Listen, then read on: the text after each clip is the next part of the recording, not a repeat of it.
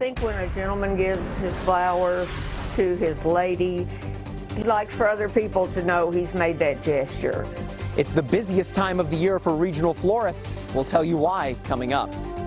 A Jessamine County family is without a home tonight after a fire ripped through their house this morning.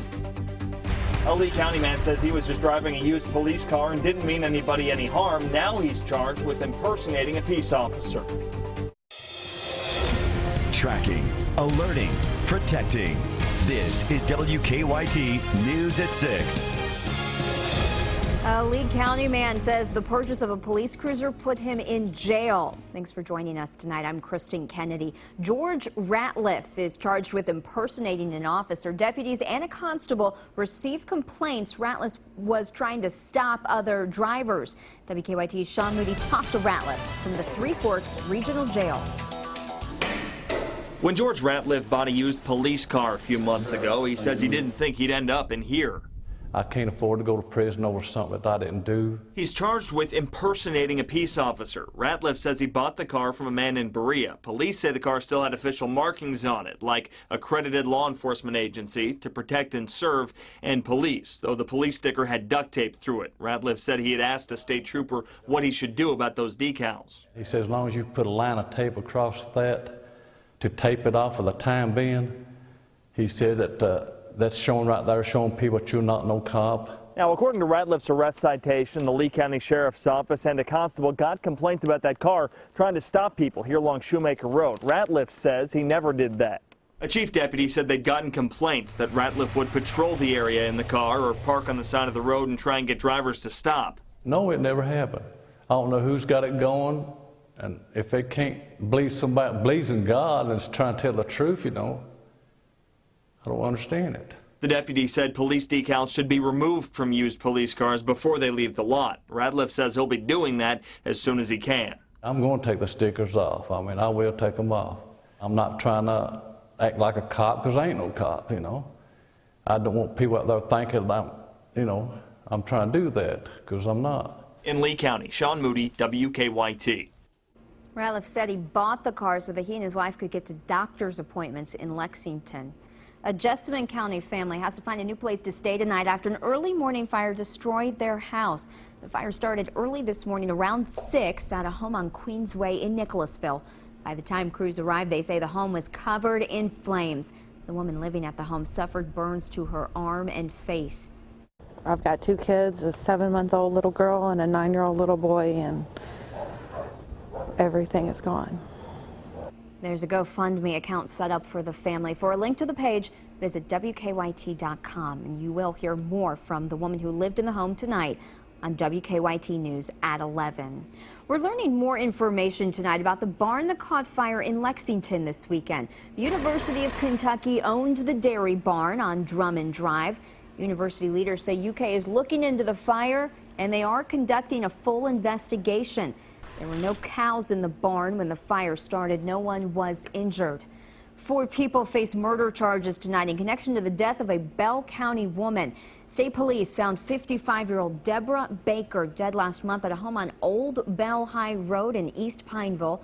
This weekend, police arrested Brenda Sue Miller, Charles Gilbert Jr., Chad Allen Love, and Varian Johnson.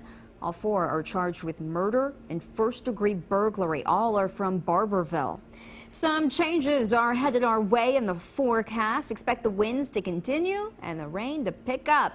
WKYT meteorologist Jim Caldwell is tracking flurry chances tomorrow night on the First Alert Defender. Yeah, we've got all kinds of things coming at us here over the next couple of days, with the showers likely tonight and then that much colder air for tomorrow. Right now, temperatures across parts of Kentucky running at 54 degrees in all 4 locations: Lexington, Richmond, Frankfort, and down into Corbin as well. A lot of cloud cover hanging out with us, and what we'll likely be tracking here in the coming hours will be some showers. Already seeing a few sprinkles out there, but we'll get some full-blown showers a little bit later on tonight. As you see, the moisture is just up to our north. A lot of showers breaking out across parts of southern Indiana and also into Ohio. That's going to creep into our area later on tonight because it's attached to a system that's going to change things up for us. It's the first part of 2 changes that we'll likely see over the next few days. Here's a sneak peek at what's happening here this evening with our high-resolution model data. Watch what happens as we get a little deeper into the evening. There you see those showers breaking out a little more by 9 o'clock tonight, and they'll hang around even as we go into the overnight and especially into the early morning hours tomorrow. That's also the time period when our temperatures drop, but it won't be until tomorrow night that we get in on some of those snow chances here in the area. We'll take a closer look at track that hour by hour coming up in just a few minutes. Lexington police are trying to figure out who shot a man at a strip club. Around 2 this morning, police say they found a man with a gunshot wound to the leg at Diamond's Gentlemen's Club on Winchester Road. They rushed the victim to the hospital with non-life-threatening injuries. Right now, police are having trouble getting information about the shooter. A Central Kentucky EMT is recovering tonight after getting in a wreck. Firefighters in Garrett County say the crash happened near Baston Road and Lexington Road around 10 this morning. The EMT's car, we're told, ran off the road and then flipped. No one else was in the car at the time. The driver went to UK Hospital with non-life-threatening injuries. Lexington police are trying to track down 2 people who tried to rob a gas station. Around 4:30 this morning, 2 people walked into the Circle K on Richmond Road, and police say they demanded cash. One of the men, we're told, did have a handgun, and when they couldn't break into the safe, police say they took off without any cash. A national movement is making its way to Lexington. About 20 volunteers from the group Trees of Warmth left scarves, gloves, and hats in a Lexington park this weekend. Hillary Thornton talked to volunteers joining a national call-out to help those less fortunate this winter. While this weekend brought spring-like temperatures enjoyable to be outside in, volunteers with Trees of Warmth are preparing for what cold weather winter has left. A lot of times we see things but we don't take action, and I think just doing more of being a doer and actually taking care of the problems yourself. Which is why they say they took time to collect donations and then cover trees like these in downtown's Phoenix Park as well as Woodland Park to make sure those in need had things like hats, gloves, and scarves. We kind of take for granted some of these items that we have every day, and to think about somebody being out in these cold temperatures. I know this week it's going to go down in the 20s probably again. It's so hard to think about them being out there all day in those kind of temperatures. A concept seen in cities throughout the country now being seen here in Lexington. Random scarves scattered throughout the trees is something you see in the movies, not in real life. Knowing that some groups care a lot about these people in Lexington, that moved me, honestly. Hoping these trees can not only provide warmth, but also encouragement for those in need. I hope that it makes the winter a little bit more bearable for them. I'm proud to be a part of Lexington. Proud to live out here. I might even go try to get some scarves and tie them in trees myself. In Lexington, Hillary Thornton, WKYT. Thanks to donations from the community, the organization collected about 200 items for the homeless and low-income families. We have a traffic alert for you tonight. Several busy Lexington roads will be closed this week for construction. It's all part of the widening project on Leestown Road. Starting Monday, crews will close part of Alexandria Drive to set the beams for the new bridge structure. They'll close part of Old Frankfort Pike Friday. The Kentucky Sport, Boat, and Recreation Show wrapped up today at Heritage Hall in Rupp Arena. Hundreds of families got the chance to see the best the outdoors has to offer and a zip line across Rupp Arena. And congratulations to Pulaski County High School junior Haley Lanigan for winning first place overall in the show's CW Aero Youth Archery Challenge. Wednesday is now less than a week away. Florists across the Commonwealth are already gearing up for the big day. We sent WKYT's Mike Linden to a shop in Scott County. He talked to owners there who say they are already filling orders.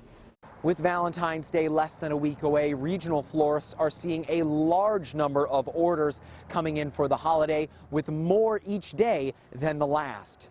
According to the American Society of Florists, Valentine's Day is the #1 holiday for flower shops nationwide, making up for a third of all sales of fresh flowers for the year. At All Things Divine in Georgetown, owners say they've already received more than 100 orders and expect to double, if not triple that, by Saturday. With the holiday on a weekend this year, florists say they expect Friday to be busier than the actual holiday on Saturday. I think when a gentleman gives his flowers to his lady, he likes for other people to know he's made that gesture. so they're going to work or somewhere where other people will get to see them. Devine says while Valentine's Day is easily the busiest holiday of the year for her business, both Mother's Day and Christmas aren't far behind. In Scott County, Mike Linden, WKYT. The most popular order at All Things Divine is an arrangement of red roses with a box of chocolates.